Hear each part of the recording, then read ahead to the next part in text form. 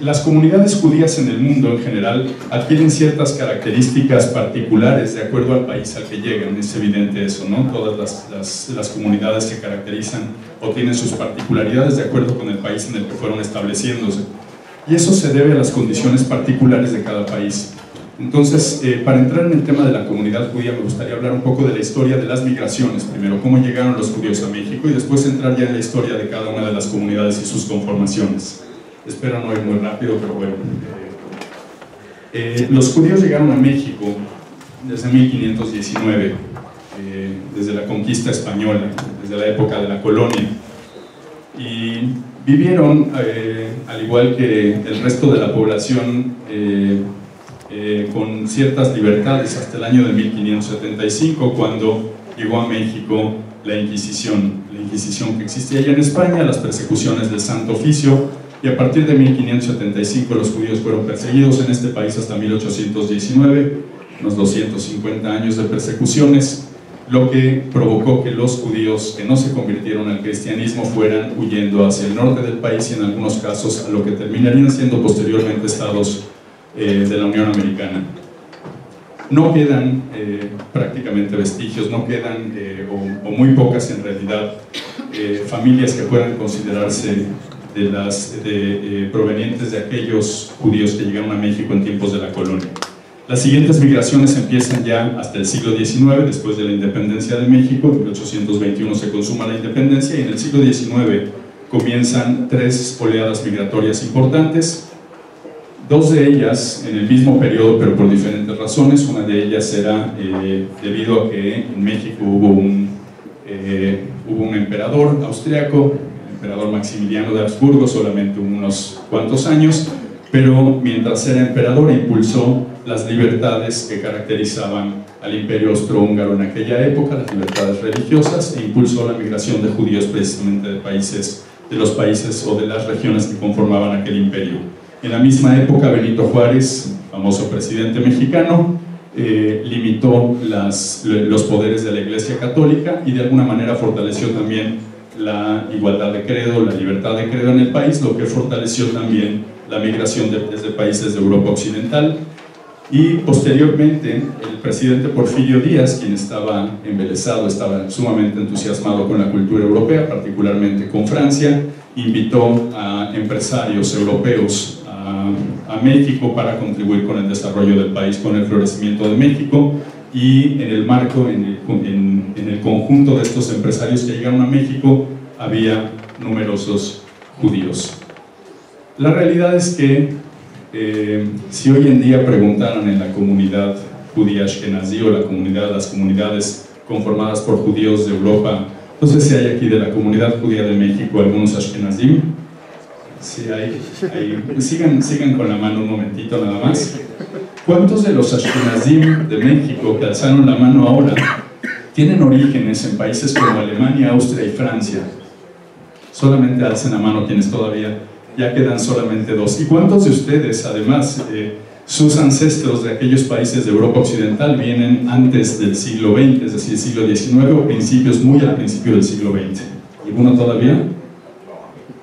Pocos en realidad ya. ¿También de la Comunidad de México? Sí, correcto. La realidad es que pese a que fueron los primeros judíos que llegaron, las primeras oleadas que hubieran podido fundar una comunidad, no lo hicieron. Y no lo hicieron porque, como saben, los judíos de Europa Occidental habían atravesado 2 procesos desde el siglo XVIII, conocidos como la emancipación y la escala, el iluminismo, y eran judíos sumamente asimilados.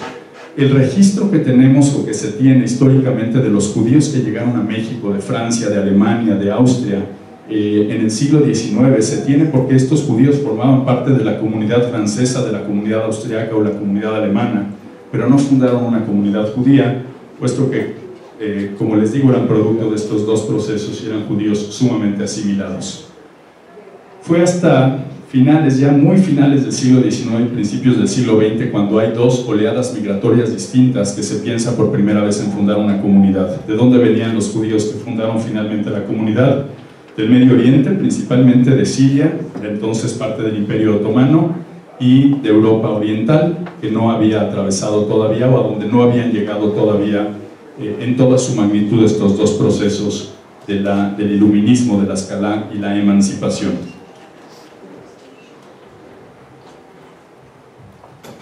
la migración de estos judíos de Europa Oriental y del Medio Oriente, de alguna manera, propició justamente que se creara una colectividad diversa aquí en el país a principios del siglo XX, y en 1912 se fundó la primera comunidad judía en México, la Sociedad de Beneficencia Alianza Monte Sinaí, a la que pertenecían en aquel entonces todos los judíos que se encontraban en el país, obviamente los que querían además pertenecer a una comunidad, porque como les digo, había judíos también de Europa Occidental que eventualmente se asimilaron. Así que en 1912 se funda la primera comunidad judía en México, la comunidad Monte Sinaí, y continúa la migración de judíos desde estas regiones, incrementando la masa crítica de la comunidad judía en aquellos años, de 1900 a 1920. En 1922 cuenta la leyenda que era una fiesta de Purim, así lo cuentan, durante la fiesta de Purim, ¿verdad, Marcos? Allí en la sinagoga de Justo Sierra tuvieron una diferencia los judíos de origen ashkenazí con los judíos del Medio Oriente en torno a cómo se leía la Megilat Esther, y finalmente ocurre la primera separación de judíos, de los judíos de acuerdo con su origen. Los judíos ashkenazim, que eran minorías, se salen de la comunidad y fundan lo que sería eventualmente la comunidad ashkenazí de México. En ese entonces se llamaba, y todavía existe centro comunitario que se llama así, se llamaba Nidje Israel. Todavía existe un centro comunitario Nidje Israel. Nidje Israel significa los expulsados, ¿no? Los echados de Israel. Así conservan hasta el día de hoy, puesto que así se concebían entonces, que habían sido echados de la comunidad, Nidje Israel. Entonces, para 1922 existen ya dos comunidades en México, la comunidad Monte Sinaí, la comunidad, que sería la comunidad Ashkenazí, la comunidad Nidje Israel. 2 años después, toman el mismo camino los judíos de la zona del Mediterráneo, concretamente de lo que sería Turquía, y fundan la Fraternidad de 1924, que eventualmente se convirtió en la comunidad sefaradí. Así que para 1924 ya hay 3 comunidades judías en México: la comunidad Monte Sinaí, la comunidad Ashkenazí y la comunidad sefaradí. En 1931 se funda la primera sinagoga de judíos que venían de Siria, pero concretamente de la ciudad de Alepo. No se funda todavía su comunidad, pero se funda una sinagoga, rezan en una sinagoga distinta. Y para 1938 fundan una nueva comunidad, es decir, judíos que provienen del mismo país de Siria, pero están divididos en 2 comunidades. Los judíos damasqueños, que pertenecen hasta el día de hoy a la comunidad Monte Sinaí, la primera comunidad judía en México, y los judíos de Alepo, que en 1938 fundan la comunidad Maguen David. Así que para el 38 hay 4 comunidades ya en México: Ashkenazí, sefaradí, la comunidad Maguen David de judíos de Alepo, y la comunidad Monte Sinaí de los judíos de Damasco. Hay 2 comunidades más que existen hoy día en México. Una se fundó en el año de 1954, que fue la comunidad Bet Israel Community Center. Es una comunidad, no se distingue por su origen, sino por su filiación religiosa. Es una comunidad conservadora, no ortodoxa. Las otras 4 comunidades son hasta la fecha ortodoxas. Bet Israel fue fundada por migrantes estadounidenses que habían llegado a México. Así es, hubo una época en que los estadounidenses eran los que venían para acá. La migración, sobre todo en la época del macartismo, cuando fue la época justamente de las persecuciones macartistas, muchos de los que huyeron, muchos de los comunistas de Estados Unidos que huyeron eran precisamente judíos, y algunos de ellos forman parte también de los fundadores de aquella comunidad, la comunidad Bet Israel. Y en 1961 se fundó la comunidad Betel, también conservadora, comunidad que existe hasta el día de hoy. Así que son 6 comunidades hasta la fecha, pero hay, lo conocen bien, un centro deportivo israelita que se fundó en 1950. Hay un libro que se publicó, si no me equivoco, el año pasado, el libro de los fundadores, que cuenta 2 años, ¿verdad? Hace 2 años, el libro de los fundadores, que cuenta magníficamente la historia de esta institución. Y se menciona también porque ocupa el centro deportivo un lugar en el comité central entre las comunidades. Es una institución que funciona en cierta forma también como una comunidad, porque reúne a una gran cantidad de integrantes, a una gran cantidad de judíos que no pertenecen necesariamente a ninguna otra de las comunidades. Así que son 6 comunidades y el centro deportivo israelita. En 1900, déjenme regresar un poco a la historia de México en relación con los migrantes, al margen de la historia de las comunidades, para ir a entender qué iba sucediendo en el país. A partir de los años 20, 1920 en adelante, comenzó en México una política de puertas abiertas para los migrantes, debido a que había terminado la Revolución Mexicana, que fue este episodio muy significativo en la historia de nuestro país, que terminó con la vida, que le costó la vida a más de 1 millón de personas, lo que significaba a principios del siglo XX casi el 10% de la población nacional. Así que México había perdido casi el 10% de su población en la Revolución Mexicana y además estaba emergiendo tras la Revolución como Estado moderno, por lo tanto requería poblar nuevamente el país. Así que comenzó la política de puertas abiertas, que no duró en realidad por mucho tiempo, debido a que en 1932 México comenzó a enfrentar la crisis económica, producto evidentemente de la caída de la bolsa del 29 y de otros aspectos, y comenzó en México una política de cuotas migratorias, se restringió la migración y se fortaleció la protección del empleo nacional, precisamente en el ánimo de proteger el empleo de los trabajadores nacionales. Se limitó la migración a partir de 1932, un poco más adelante, en 1934, la restricción ya no era solamente de orden político, había también razones ideológicas. El gobierno de México, a partir del 34, quería efectivamente fortalecer la migración, pero solo, de acuerdo con el Ministerio del Interior, solo de aquellas personas que fueran asimilables a la cultura mexicana. ¿Quiénes eran asimilables a la cultura mexicana? Los españoles, evidentemente, así que se fortaleció la migración española, pero se limitó la migración de otros grupos. Y esto lamentablemente coincidió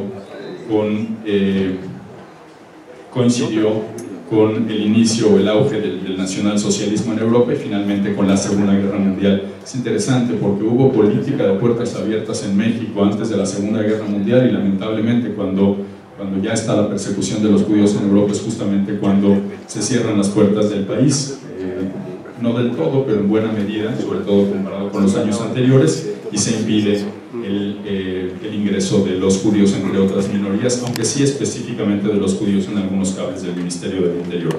Importante decir que esta política se relajó nuevamente en los años 40, lamentablemente ya para el 42, no solo el holocausto estaba en curso, pero también la solución final. Ya no había manera para los judíos de salir de Europa, eran condiciones muy difíciles para salir, así que la entrada ya no era el mayor de sus problemas. Vale la pena decir que México, al margen de esto, vivió la Segunda Guerra Mundial de una manera muy particular. También en México hubo grupos en aquella época filonazis, como el caso de los Camisas Doradas, y algunos próceres de nuestra historia, algunos personajes importantes de la historia nacional que apoyaron también en su momento a los nazis. El caso más emblemático es el de José Vasconcelos, que es un líder histórico en este país. De hecho, el lema de la Universidad Nacional Autónoma de México es suyo: por mi raza hablará el espíritu, y se darán cuenta que es un lema precisamente racista.